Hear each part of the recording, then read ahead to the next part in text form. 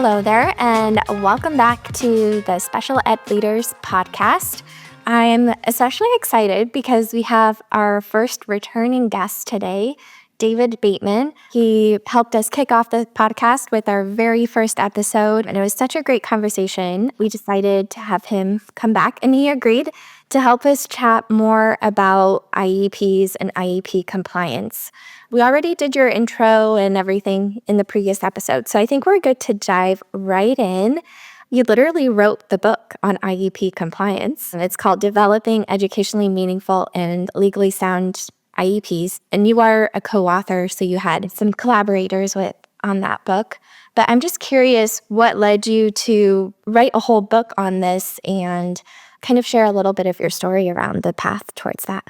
Several things, and I appreciate the opportunity to talk with you about this. This is great fun. I was a due process hearing officer for a decade, and I saw a lot of problems with IEPs because the IEP is one of the main documents that's used at a due process hearing to determine, are we fulfilling, for lack of a better term, the contract we have with the parents regarding the child. And it poses a significant problem with this. So I did that. I was a due process hearing officer for a decade and since worked with a number of school districts about this. So I saw a lot of problems with how IEPs were being implemented. I saw a lot of problems with how IEPs were being addressed. So I wanted to make sure that when Mitch, Jim, and I worked on this book is that we took what we knew about this to address the practical needs of this, because every child has an IEP. Every child needs assistance, and teachers are writing these. And I don't want to piss anyone off here, but the level of legal standard that we hold a brand new teacher who's emergency certified is the same legal standard as someone who's been teaching for 25 years. And so what we have to think about what we can do to be of assistance to help these individuals as a part of this process. But the other thing is I'm just committed to trying to help the kids, because I think I used this phrase with you last time, is these kids have disabilities at no fault of their own, and we just need to do what we can for them. The great thing about that book is it's gone nicely viral, and a whole bunch of colleges and universities use it for their IEP writing course. And so the big book out there that was used prior to this one was written by Barbara Bateman, who I'm not related to, but a wonderful woman. She recently passed away. We're just trying to get good information into people's hands to help them as much as possible. And so it's like some of the things that we've stemmed off from this. It was written before AI was really something that we addressed. And actually, I'm going to caution some of the listeners on this about this, is that what I'm seeing is parents taking IEPs and loading them into ChatGPT. And which, first, I applaud the parents for wanting to participate in their child's education, wanting to be part of this process. But that's not the way to do it, because what you do is you're basically releasing a whole bunch of personally identifiable information about a child into the internet. And once it crosses over the threshold, you're never getting that stuff back. And so there are ways we need to make sure that we talk to parents about this, because I'm hearing from districts in multiple states, parents are walking in saying, hi, I loaded this in the ChatGPT, and this is what they told me, a good summary, and here are some better goals. And no, just talk to them about this. I mean, if they're looking for a way to do it, there's ways of doing it, of loading a goal into that, but it doesn't release all the information. But we have to talk about where we're going with this. The appendices of the book also give some really good information that are helping families understand what their roles and responsibilities are as a part of this. So there's a variety of things we're trying to get out there. But IEPs, yeah, they're the big kahuna that we look at in special education, and we need to take them very seriously. I've also written a module, Mitchell and the co-author, we wrote some training modules for this at the Iris Center, but they're being used pretty heavily. So we're really pleased about those as well. And they're all free for people to use. So that's good stuff. Yeah. And we can link those in the show notes as well. That sounds like an incredible resource. I think anyone in special education, whether they're like an educator or administrator or a consultant, I think ultimately everyone's goal is to better serve students. We don't go into this industry to become rich and famous. I think and if anyone is, please tell me how we can become rich and famous. Yeah. And so I think we all have that shared goal. What are the biggest issues that you're seeing with IEPs? Because you mentioned that emergency certified teachers are held to the same legal standard as very tenured teachers. So I assume that experience is part of it, and that we're having a lot of quick hires to fill roles and turnover in the field. But what other factors are you seeing that are contributing to like these issues with IEPs?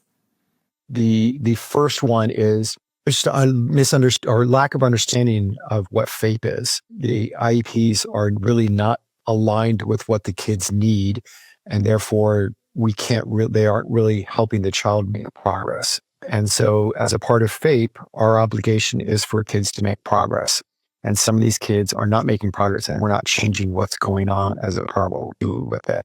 So, we need a better job to ensure that the kid is making progress as a part of this.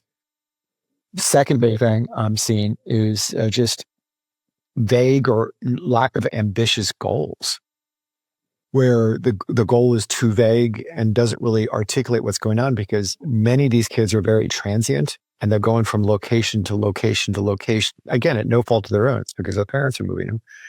But it's that they need better understanding. Someone that needs to make sure we have really good goals that are tied directly to this child that someone can then implement.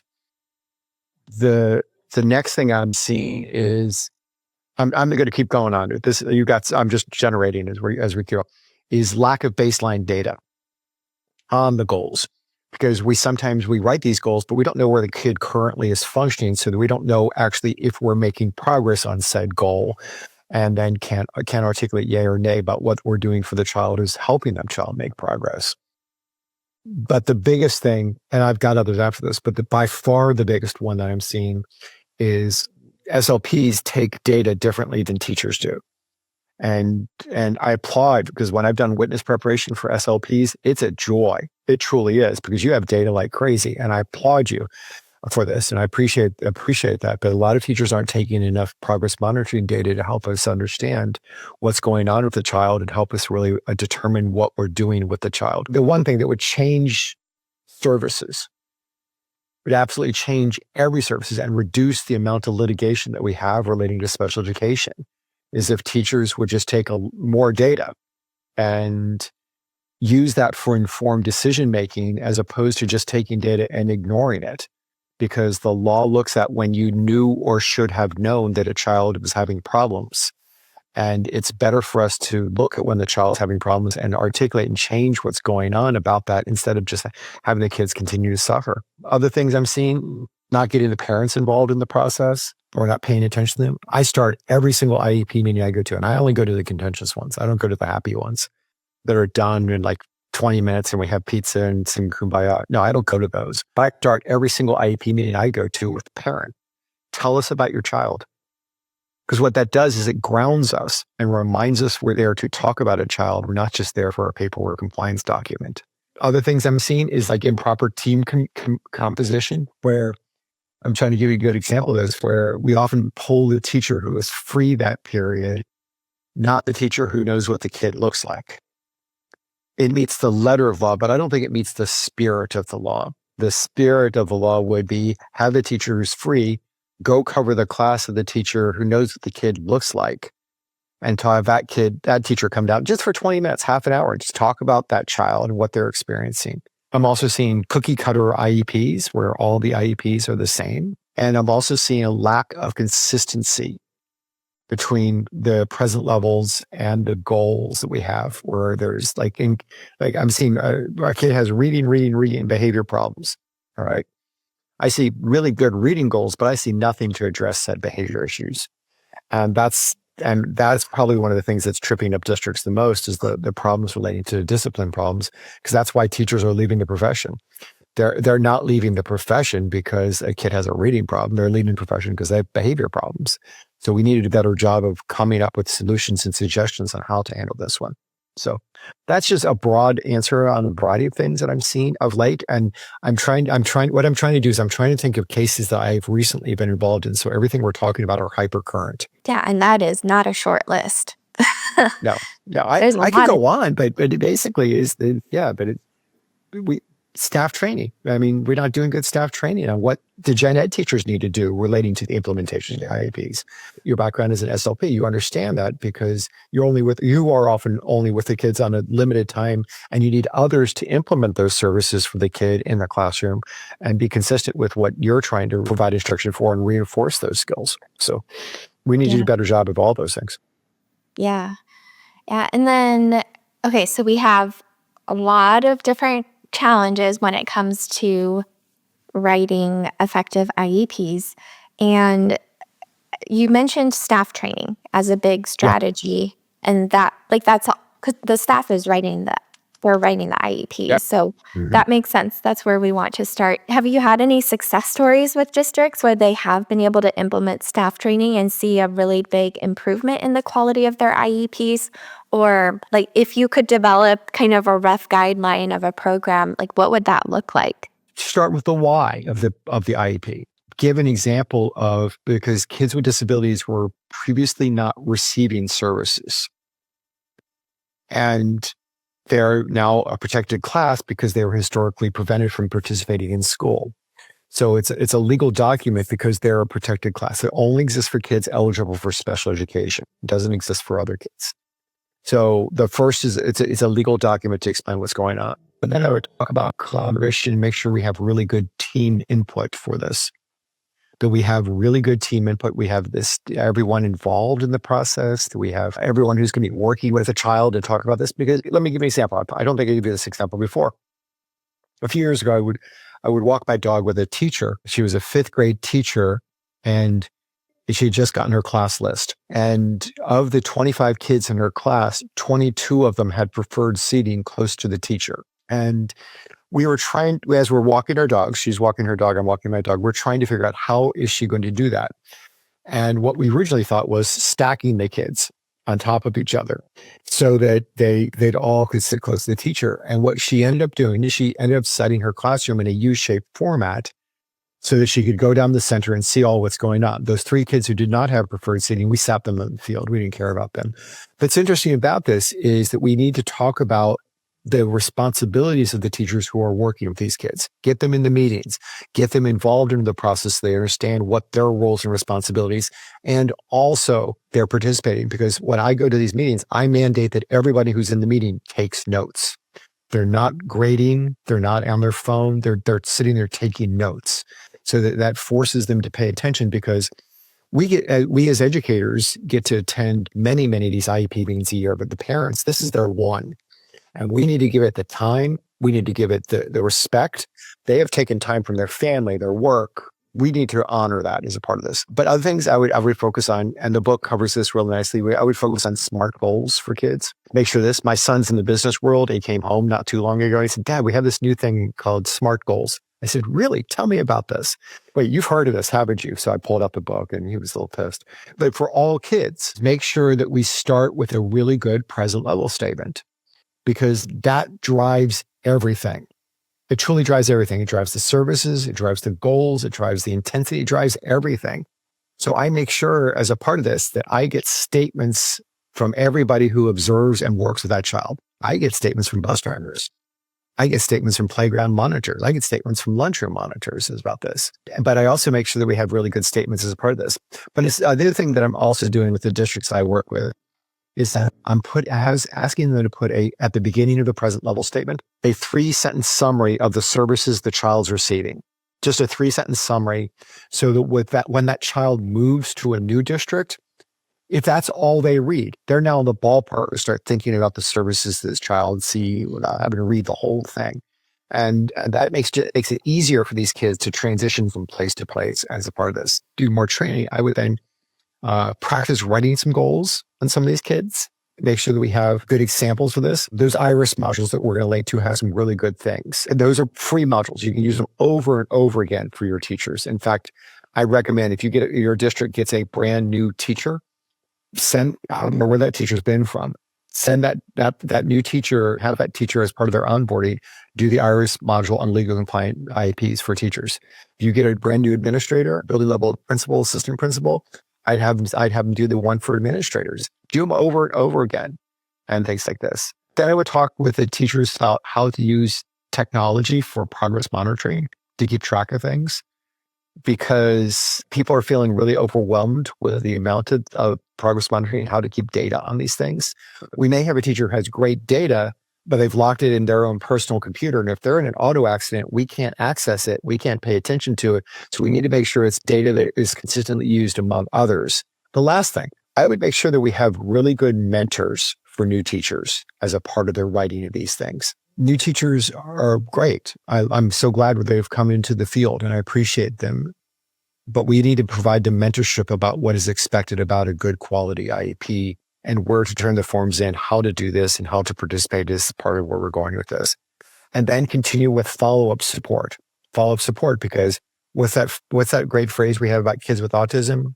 If you've seen one kid with autism, you've seen one kid with autism. Well, the same thing about IEP meetings. If you've seen one IEP meeting, you've seen one IEP meeting, because they are all so very different. So continue to allow mentors to work on this and plan for these in the future, because they are all, thankfully, they're different because of the independent nature of what's going on. My first year of teaching, I remember this real specifically. I had a lot of parents who came in and they just asked, where do I sign?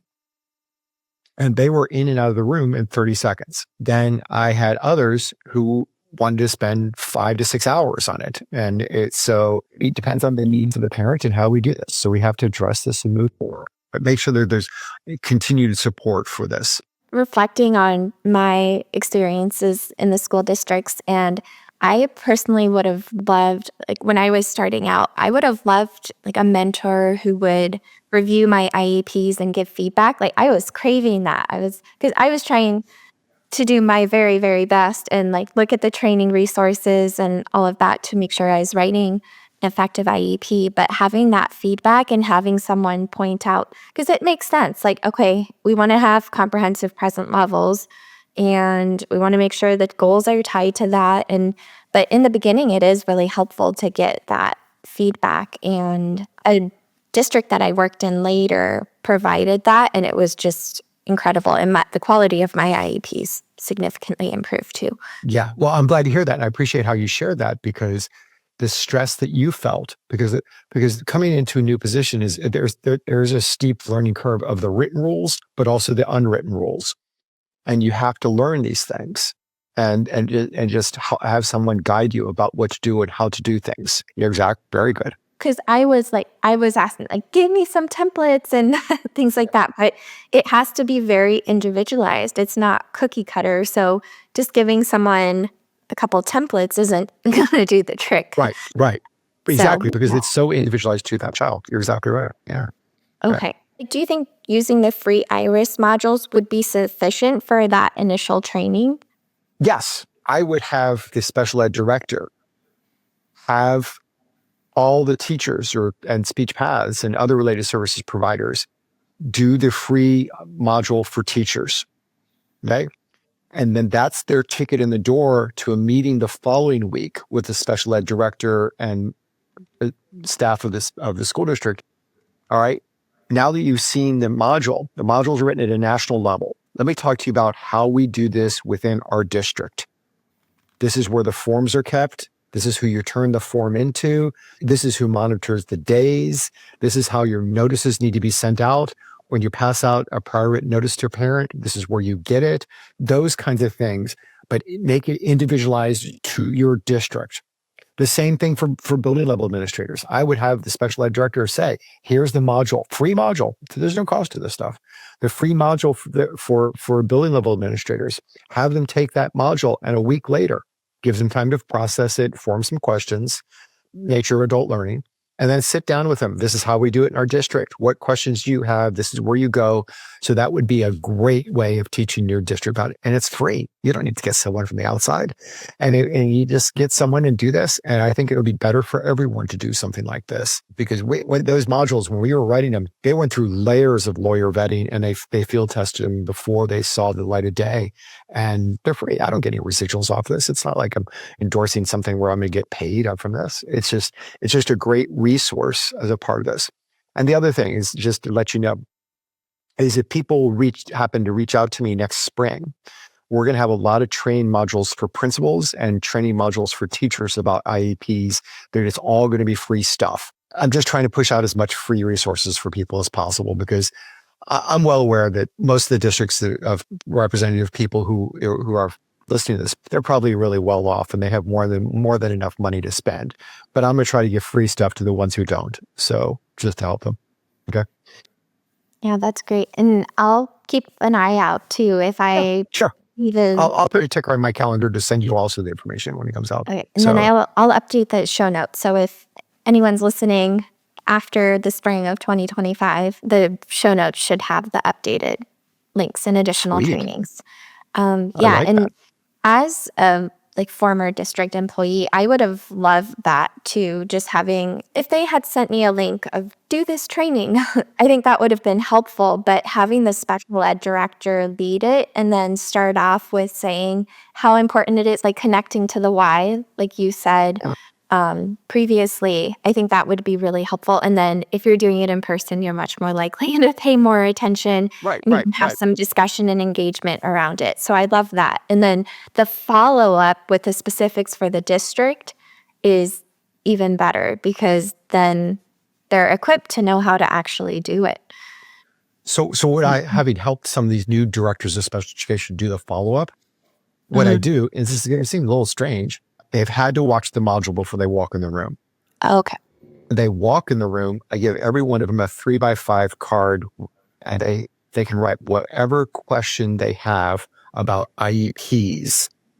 And we sit there, we answer all their questions, because, and I'll be candid, some teachers and some administrators are embarrassed to ask questions in front of their peers. This is a way to do it anonymously, and this is a way to allow them to get their questions addressed. It just help them as much as possible to get these things so that everyone truly understands what's going on. But it also lets you know where the individuals seem to feel lacking and what they can do as a part of this, and where do they need to get more trainings as a part of this. Special ed directors should be able to handle those questions. They should be able, if they can't, there's resources that can help them get answers to those questions. But it's a way to help them address this and help them move forward. Yeah. Yeah, that's great. In terms of like mentorship and follow-up support, I'm sure there's some district administrators who are, because scheduling a training, I think that, especially using the free modules, that feels doable. I don't foresee that causing too many hurdles. I know scheduling can be tricky, but we do beginning of the year training all the time. But then in terms of like if an administrator's staff is spread really thin, or they're like, I don't know who could even be a mentor or who could provide that support, or maybe they have a huge percentage of new SLPs and only one or two people who could be mentors. What are some strategies in navigating that? Is there like outside support that they can enroll or strategies to help the mentors be able to have the capacity? Like have you seen administrators navigate that? Well, it's trying to find a person that can be a mentor who they trust, and then making sure that that person has some time in their schedule to do this, because they're doing their job, but then they're also going to be shaping the character of another person's job. But just make sure that we talk about we go through just those tips I went through before. We address the areas of the need, but things like this, but also talk about collaboration with individuals. But the one thing that I think I've seen the best is shadowing and co-writing IEPs. I co-write the first few IEPs with the new teacher or SLP with the district, and then provide feedback along the way saying, all right, sit side by side with them. Here's what the data we have. I'll bet, and we're really good in special ed about doing this, but task analyze.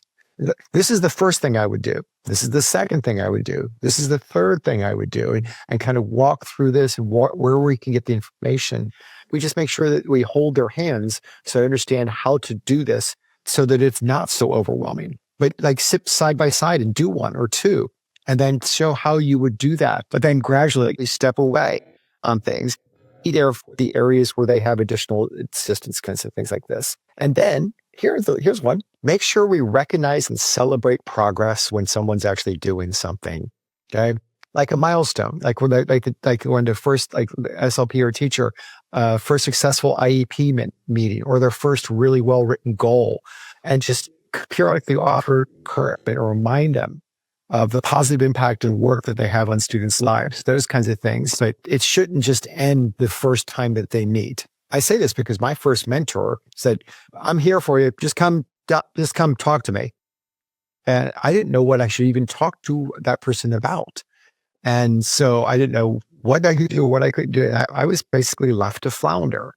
And I probably learned some ways of doing things that were ineffective, got the job done, but were ineffective. And we need to make sure that we help these individuals as a part of this, because we're not getting the supply of new teachers, new related service personnel showing up in our school districts anymore. We need to do a better job. We've got a new person who's willing to come to our district, provide them the support to help them with this process so that they want to stay and they want to be part of this. I saw a mentor who basically only talked to her mentee when the mentee did something wrong. Well, And so celebrate the good stuff. Celebrate the good stuff. Okay. yeah, and that'll be a huge factor in retention and all of that. Because we may want to compensate mentors to like Yes. extrinsically Yeah. motivate them a little bit. But the ROI on having a really good onboarding program and like effective IEP training will pay dividends, because I assume that the new teacher will be much more confident, less stressed, and more enjoyment, which will help with retention too. And then your students are getting better services, which is everyone's ultimate goal. And the IEPs will be higher quality, which reduces the possibility of due process and settlement and all of that messy stuff. And it makes the process just go that much smoother. And we get to be more efficient with our time in the long run. So I feel like there's a really epic ROI in a lot of different directions in spending some time on this. I like how you articulated that, because the return on investment is huge. So I'm sure that it's easy to come up with reasons of why setting up mentorship is going to be challenging or tricky. But hopefully, like considering some of those factors makes it a little bit easier. Wow, so many good tips and strategies. Is there anything else that you wanted to share? One thing, just one thing, two things, three things by the time I'm done. I really appreciate the opportunity to talk with you. And I appreciate the service that you're providing to the field. And we're lucky that you're doing this so very much. So keep up the good work. Second thing, it would reduce the threat of litigation or the anxiety that teachers have relating to litigation and IEPs, is if they dramatically up their progress monitoring data. Earlier on, I was talking about how good SLPs are about this. Is because you guys, SLPs, take progress monitoring data every single time you work with a child. I'm not saying quite do that, which I think is wonderful, by the way. In a typical 9-week marking period, we should have 5 to 6 data points that we can graph and as a part of this. And if we can't graph it, it's not good data. And so we need to be able to graph this data and then use that information for something. Because if you find out that the kid is not making progress through what you're doing, you need to change something. I haven't been in over 1,000, involved in over 1,000 due process hearings. A lot of them were related to when the district knew or should have known that the child was having problems. If you knew the child was having problems and you did not work to address that child's needs, that child suffered. And we need to be the professionals in the room, provide appropriate services, change something. And I wish that it would be just one change and cause these kids to do something better. Sometimes it takes 2, 3, 4, 5 changes, but do that will solve a lot of problems. And that, I think, will be beneficial for the child. And I think will really help them down in the long run. Yeah, that progress monitoring is huge. If we can start with the solid IEP and have good measurable goals, it'll make that process a lot easier. And we can use a similar kind of model of putting together training for teachers on how to do like strategies for effective progress monitoring, and come up with strategies and systems and mentorship support and all of that to help boost that as well. Well, this was a fabulous conversation. I feel like there were some really great resources. I love that there's free training that districts can use. So this is super practical and doable.